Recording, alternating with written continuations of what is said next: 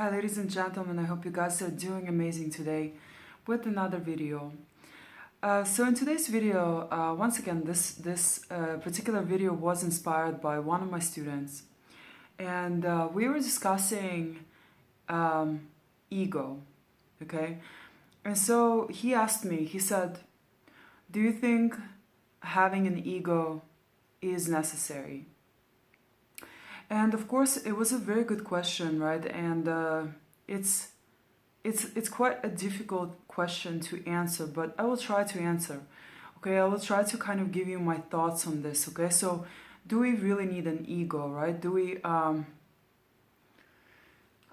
So here's my answer to this. Okay.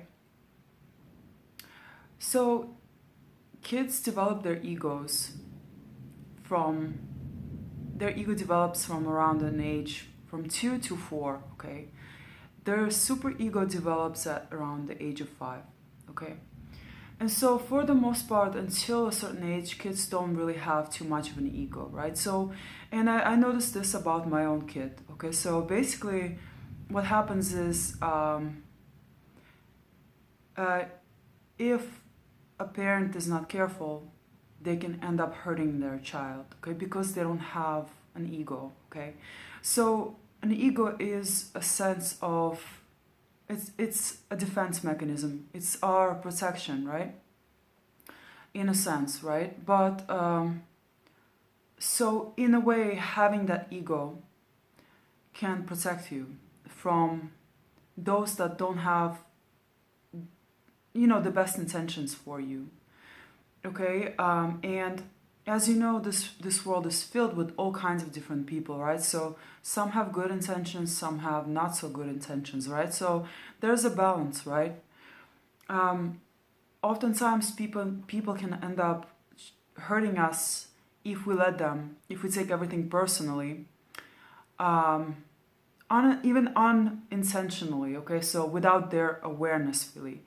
They might project stuff on us, things that are their own, that they don't want to feel, or that they reject within themselves. So they project their own issues and trauma onto us. And like a child, if we were to behave like children, we would accept it as our own, right? Because once again, not only is the children's ego not fully developed until a certain age, but also they tend to internalize everything and just completely accept everything that we're telling them about themselves, okay? Even if it is simply our own projections about, projections that are our own, okay? So that's the problem, right, with children, guys, okay? And that's why I think that as a child and until a certain age, we do need that ego because we tend to internalize everything. We tend to take things personally. And there are people that are not so great that are around us, right? So they're going to try to hurt us. And they're going to project onto us, right? So we need a defense from that because we, if we basically, if we didn't have the ego, we would constantly get hurt over and over and over again, and it would eventually, make for one sick or damaged human being, someone who might even end their life, So that's why it's important to have an ego to. And also, so back to the child, right? So you have a child, right? And let's just say one parent is narcissistic and the other one is an empath, right? And so they're very conscious, very aware of what they're doing and how they're treating their child, right? And so in a sense, right, because our child, so this is the other hand, right? Our children have the ability to shatter our egos. How do they do this? Because they don't have their own, okay? And so let's just say we're not careful and we end up screaming at them maybe, or, blowing up. It happens to everyone, honestly, right? It's terrible. It's, yes,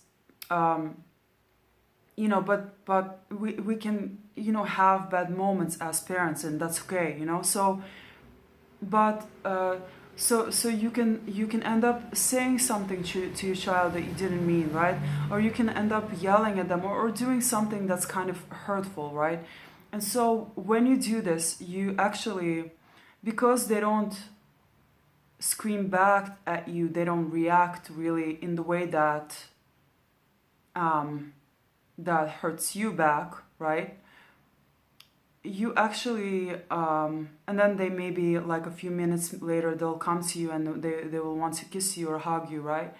This makes you feel extremely ashamed, right? So as someone who is, very conscious, and who is empathetic, right? And someone who, actually understands that there are consequences to every action, right? You're going to feel really, really bad about what you did.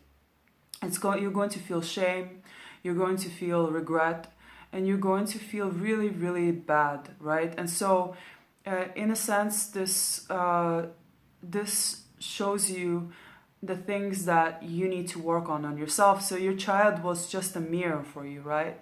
They mirrored you back, and you're behaving very poorly, right, towards them. And so, because they showed you what you were like without their ego, right? So when our ego is down, we can actually be the perfect mirrors for other people. So if we don't react, or if we react perhaps in love, right, by being kind and loving and understanding, then people will get a reflection, their negative reflection back of themselves, and then they will know what they need to work on, okay, within themselves. So more often than not, you're going to be like, okay, oh my goodness, I shouldn't have done this, right? As a parent, I shouldn't have treated my child this way. I shouldn't have yelled. So, I need to work on, like, you know, being better at, regulating my own emotions, right? So I need to control my anger, right? So what should I do, right? So basically your child shows you what you need to work on, okay, without having that ego. And we can actually do the same as adults, okay? So here's the thing for adults, right? When it comes to adults, they don't need their ego. They don't necessarily need it, because first of all, your ego can it can hinder so many things in your life, okay? It can cause unnecessary stagnation, right? It can block you from connecting to others on a deeper level. It can basically cause you to live in fear, being afraid of everyone, right? Feeling like you need to compete, right? That you need to constantly defend yourself, okay? So you're never letting that guard down. You're never letting that mask down. You cannot feel vulnerable with another person, right? So you feel like you have to be someone else all the time, right? You have to compete, you have to be the best at everything, and so your ego is a huge hindrance in our lives, okay? Also it creates a sense of separation, right? Like we're separate beings when we're truly not. We're one and the same. We're in different bodies, but we're one consciousness, right? That's having this human experience. And so your ego it prevents you from, it's self-centered, and especially if it's overly, if there's no balance, right, in your ego. Supposedly having an ego creates that sense of self, okay, yeah, sure, but a disbalance in your ego can make you very self-centered, right? And so anyway, so back to what I was saying, I believe adults, right, and the death of your ego, or as this happens in spiritual awakening, right, is that you undergo the death of your ego, and basically, what do you realize? What did I realize after this, right? I realized that once you drop the ego, your mind, or your self-awareness, okay, so the awareness of particular situations, like Like, for example, when people project their own problems onto you, right?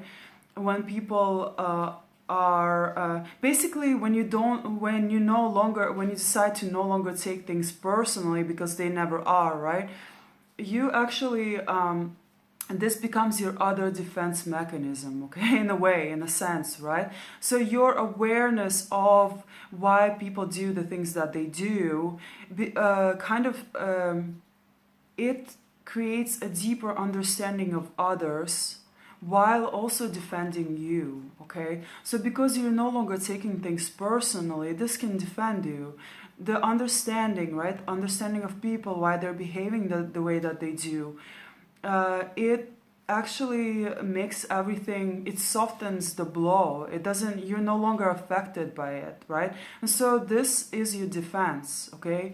So you can drop the ego, because once again, if you do, you're going to be the perfect mirror for people and the way that they're treating others, okay? And this is going to shatter their ego. This is going to send them, that's why, like, spiritually awakened people, right? They're such, like, they're the perfect mirrors to everyone around them, right? So they're like, I don't know, they shatter egos, okay, just by being themselves, because they're not operating from their egos anymore, okay? They're operating from their hearts, from that deeper understanding of why people behave the way that they do, right? And so a child, right, is not able to do that, right? But while an adult can, okay? So after a certain age, because you're able to be more self-aware, because you're able to bring your awareness, understanding into relationships, right? You can drop down that ego, okay? And you don't have to operate from it. And so, so once again, right? Why do we need an ego? The answer is, it depends, okay? If you're a child and until a certain age, yes, you do. Right? But once you hit a certain age and a certain awareness level, then you don't. And this, once again, this can serve as, this can become extremely fulfilling, because you're now being yourself, you're being vulnerable, and you're not taking things personally, so in turn you're not going to get negatively impacted, right? And also you're going to be the perfect mirror for other people, and you're going to inspire other people to change, okay, to create that change within themselves, because they're going to see themselves, for example, if they yell at you, if they act out, if they're just like, if they're angry, right, and if they become extremely agitated in your presence, right, while you did nothing wrong, or you were just loving, right, then they're going to feel really ashamed and bad about themselves, which of course is going to inspire them to hopefully change, right? So yeah, anyway, so these are my thoughts on this, guys. I hope you really enjoyed this video. Anyways, thank you so much for watching. Please subscribe if you haven't already, and let me know your thoughts. Let me know if what you think about this. Do we need an ego, or do we not? Thank you so much for watching.